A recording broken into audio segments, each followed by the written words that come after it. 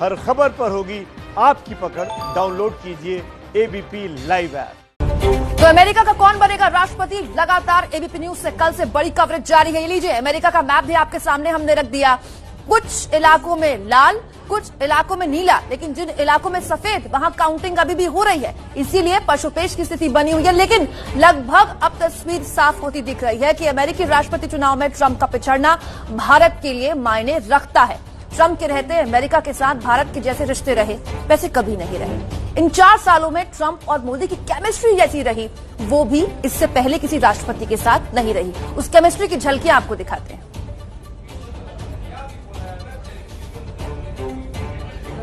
तो ये तस्वीरें हम आपको दिखाएंगे किस तरह से जब जब मंच पर, चाहे अमेरिका के मंच में हो या भारत के मंच में हो, मोदी और ट्रंप सामने आए तो उन्होंने एक दूसरे के नाम से बुलाया, दोनों ने एक दूसरे का दोस्त कहा।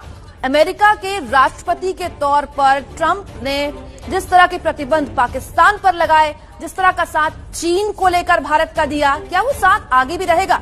संजीव जी, विदेश मामलों के जानकार हमारे साथ मौजूद हैं। संजीव जी, ये बातें तो खैर अलग हैं, लेकिन एक ट्रेड डील अटकी हुई है भारत अमेरिका को लेकर। हर राष्ट्रपति आता है, झुंझुना देता है कि फ्री ट्रेड डील पर बात करेंगे, फिर कोई नया राष्ट्रपति आता है तो कहता है कि नहीं, यूएन सिक्योरिटी काउंसिल में आपकी परमानेंट सीट दिलवाएंगे। बातें सारी अलग, लेकिन क्या ये सच में कभी हो पाएगा? जी देखिए, जहां तक ट्रेड डील की बात है तो ट्रंप एडमिनिस्ट्रेशन ट्रेड डील को लेकर के काफी इंसिस्ट कर रहा था, क्योंकि राष्ट्रपति ट्रंप की जो नीतियां नहीं है वो अमेरिका फर्स्ट की पॉलिसी को लेकर के वो आगे चले। राष्ट्रपति ट्रंप, आप जानते हैं कि वो बिजनेसमैन बैकग्राउंड से थे और उनका जो पूरा अप्रोच होता था कॉस्ट बेनिफिट एनालिसिस के आधार पर वो चलते थे। तो जाहिर है कि प्रेसिडेंट ट्रंप का जो इंसिस्टेंस रहा है वो अमेरिका के हितों को ज्यादा सुनिश्चित करने के संदर्भ में रहा और ट्रेड डील को लेकर के इसी वजह से काफी अड़चने आई और ट्रेड डील जो है आगे ज्यादा नहीं बढ़ पाई।